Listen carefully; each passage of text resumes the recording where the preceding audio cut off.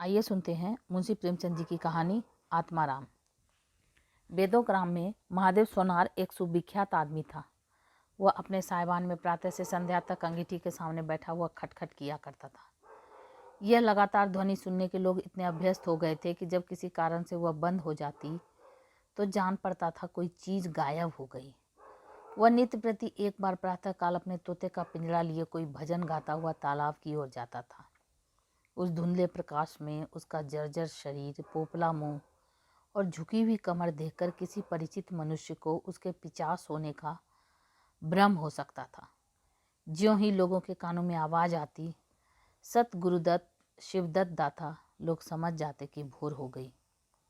महादेव का पारिवारिक जीवन सुखमय न था। उसके 3 पुत्र थे, 3 बहुएं थी, दर्जनों नाती पोते थे, लेकिन उसके बोझ को हल्का करने वाला कोई न था। लड़के कहते, जब तक दादा जीते हैं हम जीवन का आनंद भोग लें, फिर तो यह ढोल गले पड़ेगी ही। बेचारे महादेव को कभी कभी निराहार ही रहना पड़ता।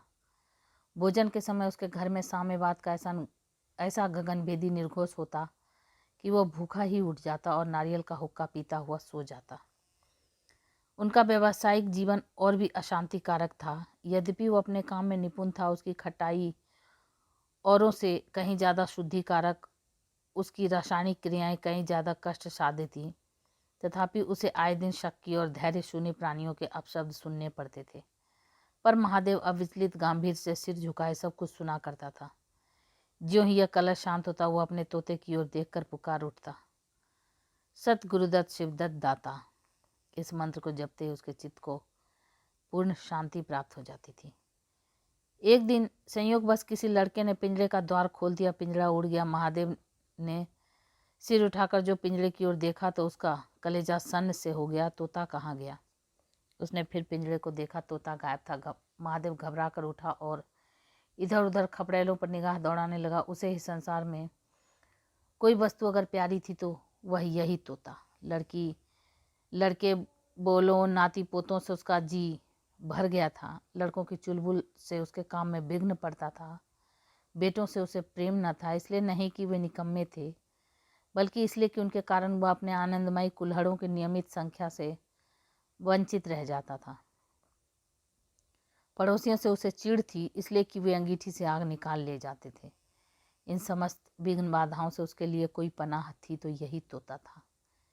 इससे उससे किसी प्रकार का कष्ट न होता था। वह अब उस अवस्था में था जब मनुष्य को शांति भोग के सिवा और कोई इच्छा नहीं होती। तोता एक खपरेल पर बैठा था। महादेव ने पिंजरा उतार लिया और उसे दिखाकर कहने लगा, आ सत गुरुदत्त शिवदाता। लेकिन गांव और घर के लड़के एकत्र होकर चिल्लाने और तालियां बजाने लगे। ऊपर से कौओं ने काव काव की रट लगाई। तोता उड़ा और गांव से बाहर निकलकर एक पेड़ पर जा बैठा। महादेव खाली पिंजरा लिए उसके पीछे पीछे दौड़ा सो दौड़ा। लोगों को उसकी द्रुतगामिता पर अचंभा हो रहा था। मोह की इससे सुंदर, इससे सजीव, इससे भावमय कल्पना नहीं की जा सकती। दोपहर हो गई थी। किसान लोग खेतों से चले आ रहे थे। उन्हें विनोद का अच्छा अवसर मिला। महादेव को चिढ़ाने में सभी को मजा आता था। किसी ने कंकड़ फेंके, किसी ने तालियां बजाई। तोता फिर उड़ा और वहां से दूर आम के बाग में एक पेड़ की फुनगी पर जा बैठा। महादेव फिर खाली पिंजरा लिए मेढक की भांति उचकता चला। बाग में पहुंचा तो पैर के तलुओं से आग निकल रही थी। सिर चक्कर खा रहा था। जब जरा सावधान हुआ तो फिर पिंजरा उठाकर कहने लगे, सत गुरुदत्त शिवदत्त दाता। तोता फुनगी से उतरकर नीचे की डाल पर आ बैठा, किंतु महादेव की ओर सशंक नेत्रों से ताक रहा था। महादेव ने समझा डर रहा है। वह पिंजरे को छोड़कर आप एक दूसरे पेड़ की आड़ में छिप गया। तोते ने चारों ओर देखा, निशंक हो गया, उतरा और आकर पिंजरे के ऊपर बैठ गया। महादेव का हृदय उछलने लगा। सत गुरुदत्त शिवदत्त दाता का मंत्र जपता हुआ धीरे धीरे तोते के समीप आया और लपका कि तोते को पकड़ लें, किंतु तोता हाथ न आया। फिर पेड़ पर आ बैठा। शाम तक यही हाल रहा। तोता कभी डाल पर जाता, कभी उस डाल पर, कभी पिंजरे पर आ बैठता, कभी पिंजरे के द्वार पर बैठे अपने दाना पानी की प्यालियों को देखता और फिर उड़ जाता। बुढ़ा अगर मूर्तिमान मुँह था तो तोता मूर्तिमयी माया। यहाँ तक कि शाम हो गई। माया और मुँह का यह संग्राम अंधकार में विलीन हो गया। रात हो गई, चारों ओर निविड़ अंधकार छा गया। तोता ना जाने कहाँ पत्तों में छिपा बैठा था। महादेव जानता था कि रात को तोता कहीं उड़कर नहीं जा सकता और ना ही पिंजड़े में आ सकता है। फिर भी वह उस जगह से हिलने का नाम न लेता था। आज उसने दिन भर कुछ नहीं खाया। रात के भोजन का समय भी निकल गया। पानी की बूंद भी उसके कंठ में न गई, लेकिन उसे न भूख थी न प्यास। तोते के बिना उसे अपना जीवन निस्सार, शुष्क और सूना जान पड़ता था। वह दिन रात काम करता था इसलिए कि यह उसकी अंतः प्रेरणा थी। जीवन के और काम इसलिए करता था कि आदत थी। इन कामों में उसे अपनी सजीवता का लेश मात्र भी ज्ञान न होता था। तोता ही वह वस्तु था जो उसे चेतना की याद दिलाता था। उसका हाथ से जाना जीव का देह त्याग करना था। महादेव दिन भर भूखा प्यासा, थका मांदा रहकर झपकियां ले लेता, किंतु एक क्षण में फिर चौंक कर आंखें खोल देता। उस विस्तृत अंधकार में उसकी आवाज़ सुनाई देती, सत गुरुदत्त शिवदत्त दाता। आधी रात गुजर गई। सहसा वह कोई आहट पाकर चौंका। एक दूसरे वृक्ष के नीचे एक धुंधला दीपक जल रहा है और कई आदमी बैठे हुए आपस में कुछ बातें कर रहे हैं। वे सब चिलम पी रहे थे। तंबाकू की महक ने उसे अधीर कर दिया। उच्च स्वर में बोली, सत गुरुदत्त शिवदत्त दाता, और उन आदमियों की ओर चिलम पीने चला गया। किंतु जिस प्रकार बंदूक की आवाज़ सुनते ही हिरन भाग जाते हैं, उसी प्रकार उसे आते देख कर सब के सब उठ भागे। कोई इधर गया, कोई उधर गया। महादेव चिल्लाने लगा, ठहरो ठहरो। एकाएक उसे ध्यान आ गया, ये सब चोर हैं। वह जोर से चिल्ला उठा, चोर चोर, पकड़ो पकड़ो। चोरों ने पीछे फिर कर ना देखा।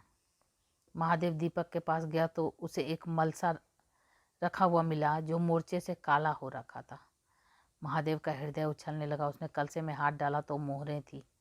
उसने एक मोहरे बाहर निकाली और दीपक के उजाले में देखा, हाँ मोहर थी। उसने तुरंत कलसा उठा लिया और दीपक बुझा दिया और पेड़ के नीचे छिपकर बैठा रहा। साहस से चोर बन गया। फिर उसे फिर शंका हुई, ऐसा ना हो चोर लौट आवे और मुझे अकेला देखकर मोहरें छीन ले। उसने कुछ मोहर कमर में बांधी, फिर एक सूखी लकड़ी से जमीन की मिट्टी हटाकर कई गड्ढे बनाए और उन्हें मोहरों से भरकर मिट्टी से ढक दिया। महादेव के अंतर्नेत्रों के सामने अब एक दूसरा जगत था, चिंताओं और कल्पना से परिपूर्ण। यद्यपि अभी कोष के हाथ निकल जाने का भय था, यद्यपि अभी कोष के हाथ से निकल जाने का भय था, पर अभिलाषाओं ने अपना काम शुरू कर दिया। एक पक्का मकान बन गया, सराफे की एक भारी दुकान खुल गई, नीच संबंधियों से फिर नाता जुड़ गया, विलास की सामग्रियां एकत्रित हो गई। जब तीर्थ यात्रा करने चले तो वहां से लौटकर बड़े समारोह से यज्ञ ब्रह्म भोज हुआ। इसके पश्चात एक शिवालय और कुआं बन गया, एक बाग भी लग गया और वह नित्य प्रति कथा पुराण सुनने लगा। साधु संतों का आदर सत्कार होने लगा। अकस्मात उसे ध्यान आया, कहीं चोर आ जाए तो मैं भागूंगा क्यों कर। उसने परीक्षा करने के लिए कलसा उठाया और 200 पग तक बेतहाशा भागा हुआ चला गया। जान पड़ता था उसके पैरों में पड़ लग गए। चिंता शांत हो गई। इन्हीं कल्पनाओं में रात व्यतीत हो गई। उषा का आगमन हुआ, हवा जागी, चिड़ियाँ गाने लगी। सहसा महादेव के कानों में आवाज़ आई, सत गुरुदत्त शिवदत्त दाता। राम के चरण में चित लगा। यह बोल सदैव महादेव की जिह्वा पर रहता था। दिन में सहस्त्रों ही बार ये शब्द उसके मुंह से निकलते थे, पर उनका धार्मिक भाव कभी भी उसके अंतःकरण को स्पर्श न करता। जैसे किसी बाजे से राग निकलता हो, उसी प्रकार उसके मुंह से यह बोल निकलता था, निरर्थक और प्रभाव शून्य। तब उसका हृदय रूपी वृक्ष पत्र पल्लव विहीन था। यह निर्मल वायु उसे गुंजरित न कर सकती थी, पर अब वह वृक्ष में कोपले और शाखाएं निकल आई थी। इन वायु प्रवाह से झूम उठा, गुंजित हो गया। अरुणोदय का समय था। प्रकृति एक अनुरागमय प्रकाश में डूबी हुई थी। उसी समय तोता पैरों को जोड़े हुए ऊंची डाल से उतरा, जैसे आकाश से कोई तारा टूटे, और आकर पिंजड़े में बैठ गया। महादेव प्रफुल्लित होकर दौड़ा और पिंजड़े को उठाकर बोला, आओ आत्माराम, तूने कष्ट तो बहुत दिया, पर मेरा जीवन भी सफल कर दिया। अब तुम्हें चांदी के पिंजड़े में रखूंगा और सोने से मढ़ दूंगा। उसके रोम रोम के परमात्मा के गुणानुवाद की ध्वनि निकलने लगी। प्रभु तुम कितने दयावान हो, यह तुम्हारा असीम वात्सल्य है, नहीं तो मुझ पापी पतित प्राणी कब इस कृपा के योग्य था। इस पवित्र भाव से आत्मा विह्वल हो गई। वह अनुरक्त होकर उठा। सत गुरुदत्त शिवदत्त दाता। राम के चरण में चित लगा। उसने एक हाथ में पिंजरा लटकाया, बगल में कलसा दबाया और घर चला।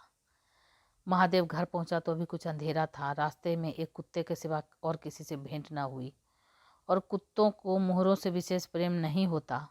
उसने कलसे को एक नाद में छुपा दिया और कोयले से अच्छी तरह ढककर अपनी कोठरी में रख आया। जब दिन निकल गया तो सीधे पुरोहित के घर पहुंचा। पुरोहित पूजा पर बैठे सोच रहे थे, कल ही मुकदमे की पेशी है और अभी तक हाथ में कौड़ी भी नहीं। यजमानों में कोई सांस भी लेता। इतने में महादेव ने पालागन की। पंडित जी ने मुंह फेर लिया। यह अमंगल मूर्ति कहाँ से आ पहुंची मालूम नहीं, दाना भी मयस्सर होगा या नहीं। रुष्ट होकर पूछा, क्या है जी, क्या कहते हो? जानते नहीं हम इस समय पूजा पर रहते हैं। महादेव ने कहा, महाराज आज मेरे यहाँ सत्यनारायण की कथा है। पुरोहित जी विस्मित हो गए, कानों पर विश्वास न हुआ। महादेव के घर कथा का होना उतनी ही असाधारण घटना थी जितनी अपने घर से किसी भिखारी के लिए भीख निकालना। पूछा, आज क्या है? महादेव, कुछ नहीं, ऐसा इच्छा हुई कि आज भगवान की कथा सुन लूं। प्रभात ही से तैयारी होने लगी। वेदों के निकटवर्ती गांव में सुपारी फिरी। कथा के उपरांत भोज का भी न्योता था। जो सुनता आश्चर्य करता, आज रेत में दूब कैसे जमी।